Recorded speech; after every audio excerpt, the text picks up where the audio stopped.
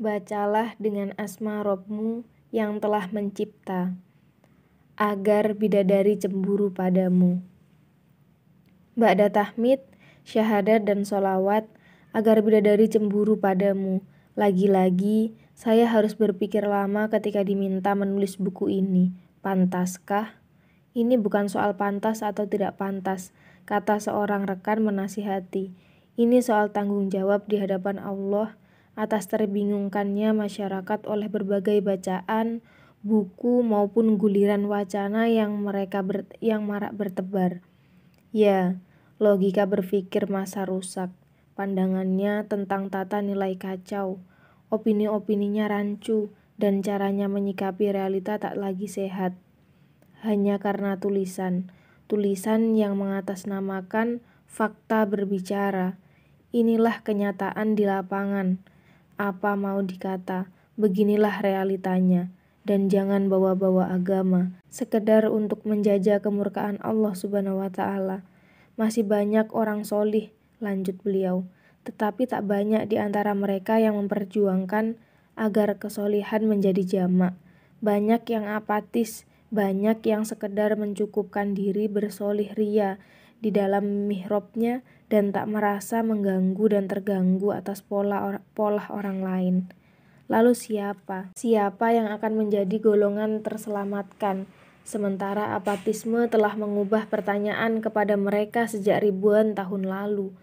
Dan ingatlah ketika suatu umat yang apatis di antara mereka berkata, "Buat apa kalian peringatkan kaum yang Allah sendirilah yang akan membinasakan atau mengazab mereka dengan azab yang sangat." Mereka, para pencegah kemungkaran, berkata, peringatan itu sebagai alasan pelepas tanggung jawab di hadapan Rob kalian, dan agar mereka, orang-orang yang bermaksiat, bertakwa. Maka tatkala mereka melupakan apa yang diperingatkan kepada mereka, kami selamatkan orang-orang yang melarang dari perbuatan buruk, dan kami siksa orang-orang yang zolim dengan azab yang keras, sebab mereka fasik adanya. Quran Surat Al-A'raf ayat 164-165. Jadi, sederhana, tetaplah menulis keagungan dan kemuliaan Islam yang mungkin oleh mata-mata putus asa dipandang sebagai idealisme tanpa bukti. Subhanallah, kata saya. Padahal, demi Allah, Islam hidup, aktif, bergerak, dan berdetak dalam keseharian manusia-manusia yang hari-hari ini mulai kembali tertampilkan kibaran jilbab kejujuran, kesantunan, kemuliaan akhlak, penjagaan nilai-nilai ilahiyah, segalanya. Sulit mungkin bagi jiwa-jiwa kerdil memahami gorib asing mereka. Sulit mungkin bagi yang bermental ayam negeri untuk bisa hidup dengan standar-standar mereka. Tetapi saya akan tetap menuliskannya, karena demi Allah masih banyak akal-akal sehat yang siap menerima kebenaran. Karena demi Allah saya tahu pasti dalam relung kejujuran yang paling dalam semua manusia merindukannya. Manfaat, hanya kata itu yang bisa diandalkan. Pun tentang tulisan, buku isi busuk, papar bejat, argumen kuwur, dan logika dengkur memang banyak, membeludak, membanjiri etalase mewah bak banjir bah. Tetapi tetap saja, banjir itu cuma buih. Adapun buih itu akan hilang sebagai sesuatu yang tak ada harganya.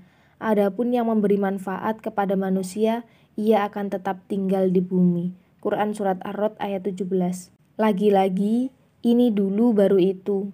Sekali lagi, saya harus memohon maaf kepada saudara-saudara saya yang telah lama menanti, mencari-cari, bahkan keliling toko buku untuk menanyakan buku. Saksikan bahwa aku seorang muslim yang telah saya janjikan untuk dihadirkan ke hadapan mereka. Afwan jidan, tak kurang SMS, email, juga todongan pertanyaan lisan yang telah saya terima. Bahkan beberapa belum sempat saya jawab. Astagfirullahaladzim. Mohon doa restu agar buku itu bisa segera dihadirkan. Mudah-mudahan nantinya ia muncul di saat yang paling tepat, di episode perbaikan diri kita. Segalanya berkaitan dengan tingkat kemuskilan editingnya, karena buku itu membahas komprehensivitas hal yang mendasar, akidah, sedangkan buku ini, Agar Bidadari Cemburu Padamu, justru lagi-lagi hadir lebih awal ke hadapan Anda. Lagi-lagi, ini dulu baru itu. Buku ini menyapa dengan bahasa tentang wanita solihah yang kita rindu kehadirannya untuk menjadi mata, penghadir, dan perasa kesenangan sejati di dunia dan akhirat. Bukankah sudah banyak buku yang membahas hal ini? Mungkin, tetapi ramuan dan komposisi yang berbeda selalu akan menginspirasikan hal berbeda. Pastinya ia ingin mengajak kita bicara, menjelaskan pemuliaan Islam terhadap wanita dan pembebasannya dari dua kutub kekejian, belenggu, kurungan, dan umbar pertontonan. Sudah banyak kan yang sejenis, tetapi saya mencoba untuk selalu membawakan sentuhan rasa dalam suasana yang berbeda. Soal judulnya, saya dengar ada beberapa rekan yang sudah tergelitik. Apa iya bidadari bisa cemburu? Dari Mu'az ibnu Jabal, ia radhiyallahu anhu berkata, Rasulullah Shallallahu alaihi wasallam bersabda, tiada orang istri menggodai suaminya, melainkan bidadari calon istrinya di surga berkata, jangan ganggu dia, semoga Allah membunuhmu. Ia hanya sementara ada di sisimu dan hampir meninggalkanmu untuk kembali kepada kami. Hadis riwayat At-Tirmizi. Mungkin tak begitu tepat mengingatkan peristiwa yang sekaligus terjadi di bumi dan langit ini dengan didikan untuk membentuk pribadi solihah. Karena kata yu'zi yang diterjemahkan menggodai dalam hadis ini bisa juga berarti mengganggu dan menyakiti. Tetapi sekali lagi, Al-Akh Muhammad Fani Rahman yang meminta judul ini digunakan jauh lebih mengerti bahasa dakwah daripada saya.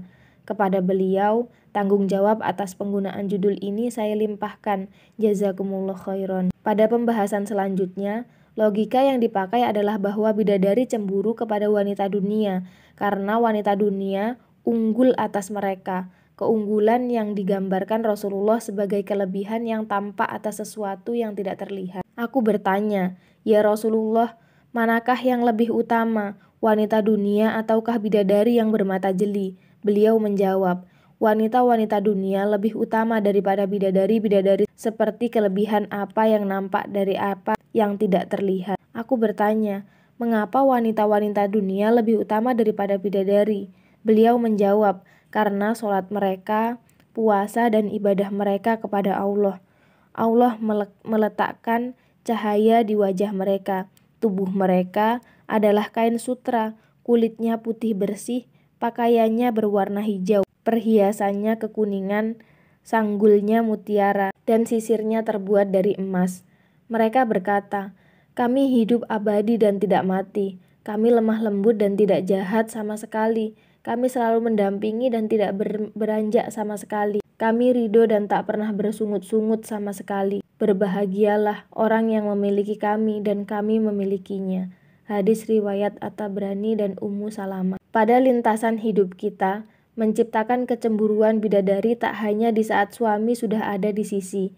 Ia dimulai dari awal masa taklif, pembebanan tugas dari Allah kepada hambanya sebagai wanita atau bahkan jauh sebelumnya. Maka mempersiapkannya sejak saat ini, berapapun usia Anda, adalah langkah tepat yang memang seharusnya dilakukan. Tetapi soal harus tidaknya membaca buku ini, itu pilihan, iya kan? Seorang ukhti dari Fakultas Hukum UGM pernah bercerita dalam suatu forum kajian. Ia ditertawakan teman-temannya karena membaca buku saya, Ahwat Haroki, aktivis, kok bacaannya kayak gitu. Ternyata ada sementara anggapan bahwa tulisan saya adalah konsumsi gaul saja dan bukan untuk para aktivis yang biasa bergulat dengan dunia dakwah. Tetapi sungguh cerdas seorang dari Fakultas Teknologi Pertanian bahwa membaca buku terkadang bukanlah konsumsi pribadi, tetapi bagaimana mendakwahkannya pada orang lain dengan bahasa mereka. Juga, siapa yang bisa menjamin kita selalu istiqomah? Kadang jeweran bahasa awam lebih mengena daripada nasihat yang muluk. Dan bukankah hikmah adalah milik mukmin yang hilang? Maka dimanapun ia menemukannya, ia yang paling berhak atasnya. Nyatanya, seorang dari biologi berkomentar atas buku saya. Bahasa gaul berhujah mantap. Meski kemudian yang tak berbiasa membaca dalil akan berkata, ini kok isinya ayat semua sih? Seperti yang pernah saya dengar. Itulah, saya memang sedang belajar dan akan terus belajar. Rifkon bil qawarir, lembutlah pada gelas-gelas kaca. Ketika SMU, mungkin sekarang masih sedikit. Saya dikenal sebagai orang yang berperangai kasar lagi berhati keras. Saya sih berharap jauh, tapi mungkin ianya mendekati kriteria fasohan kholidul kolbi, bahkan terutama pada ahwat. Astagfirullahaladzim. Hanya karena teman-teman tidak tega saja, mungkin sehingga mereka tidak menggelari saya si penumpah air mata. Maka kini saya mencoba untuk belajar menghayati hadis ini. Selalu wasiatkan kebaikan kepada para wanita, karena mereka diciptakan dari tulang rusuk, dan bagian yang paling bengkok dari jalinan tulang rusuk ialah tulang rusuk bagian atas. Jika kalian paksa diri untuk meluruskannya, ia akan patah. Tetapi jika kalian mendiamkannya, ia akan tetap bengkok. Karena itu, wasiatkanlah kebaikan kepada para wanita. Hadis riwayat Al-Bukhari dari Abu Hurairah. Nanti akan ditemukan penjelasannya, insya Allah, bahwa selalu dinasehati tak berarti banyak salahnya. Jadi, jangan seuzon pada hadis ini. Ingat surat Al-Asr kan? Justru rugi kalau hidup tidak diisi dengan saling mengingatkan. Buku ini dengan segala kekurangannya, ketakruntutannya, dan alur logika yang kurang berbentuk bagi mereka yang terbiasa berpikir sistematis, mencoba mempertemukan sumbu potensi kebaikan yang ada pada masing-masing kita dengan pemantiknya. Melalui ayat, hadis, atsor, kisah, syiar, dan nasyid yang tak beraturan barangkali. Memang begitu, selalu saya ingin katakan bahwa gaya menulis saya adalah gaya petani tak bermodal yang menanam biji apa saja yang ditemuinya di lahan, tanpa pembagian. Bukan gaya petani kaya yang mengkhususkan tanah ini untuk tumbuhan ini dan tanah itu untuk tanaman itu. Ini berkaitan dengan keterbatasan ilmu saya, tentu. Tetapi saya selalu berharap bahwa para pengunjung tulisan saya akan menemukan sesuatu yang tak terduga, mengejutkan, aneh, dan beraneka. Semua agar pemantik api kesolihan segera bertemu dengan sumbunya, terutama pada diri saya, penulisnya. Syukur pada Allah dan sholawat atas Rasulnya atas terselesaikannya buku ini. Alhamdulillah. Semoga syukur yang tak seberapa dibanding nikmatnya ini terus dan terus menjadi sebab bertambahnya nikmat pada kita. La in syakartum la azidannakum. Ta'zim pada bapak dan ibu yang bertambah hari kian memahami aktivitas putranya.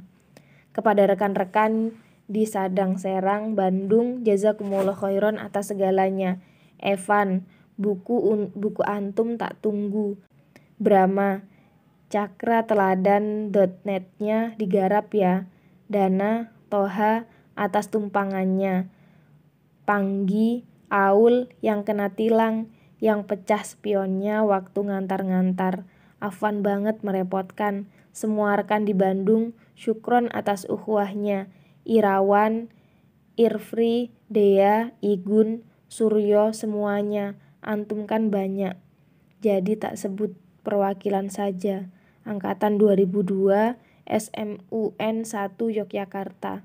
Saya tak tahu lagi harus mengatakan apa. Betapa semua tulisan saya tak lepas dari inspirasi, kenangan bersama antum semua. Di ruang OSIS yang penuh cerita. Bayu, Denis, Ega, Mbak Erlin, Mbak Ambar, Mbak Dina, semuanya. Dan di setiap sudut SMU 1, Aldi di lantai 2, Atma di pojok tenggara, Huda di depan lab, dan primus-primus di musola Al-Uswah yang kini sudah tiada, soalnya sudah jadi masjid, dan semuanya. Di mana dakwah mengelopakkan kuncup yang mekar jadi bunga. Allahu Akbar. Untuk Nasyidir Fathul Jihad yang jedak jeduk, afan kalau nggak bisa optimal ikut latihan. Untuk Nasyi Hamzah, afan kalau nggak optimal ikut pentas di walimah. Untuk Cemara Tim, afan kalau nggak bisa ikut rapat. Untuk KSAI, Al-Uswah dan Justice Boys dan Girls juga afwan. Pokoknya semua afwan wa jazakumullahu khairan. Kepada Mas Gun yang kata Mas Rois agak marah karena di NPSP terlupa tidak disebut namanya. Ini tak sebut loh Mas. Cerpen bidadari tak secantik senyumanmunya bagus. Tapi agar bidadari cemburu padamu tidak terilhami dari cerpen ini loh. Mohon jangan digugat. Subhanallah, ada banyak nama. Tapi kata penerbit pembukuan ini terbatas halamannya. Yang jelas halaman hati saya insya Allah masih luas untuk mengingat semua kesolihan yang telah antum jadikan pelajaran hidup yang sangat berharga dalam singgahan dunia ini. Hanyalah doa selalu yang mengiringi agar Allah mempertemukan kita di surganya. Lalu kita bertemu dengan bidadari-bidadari yang sedang cemburu padamu.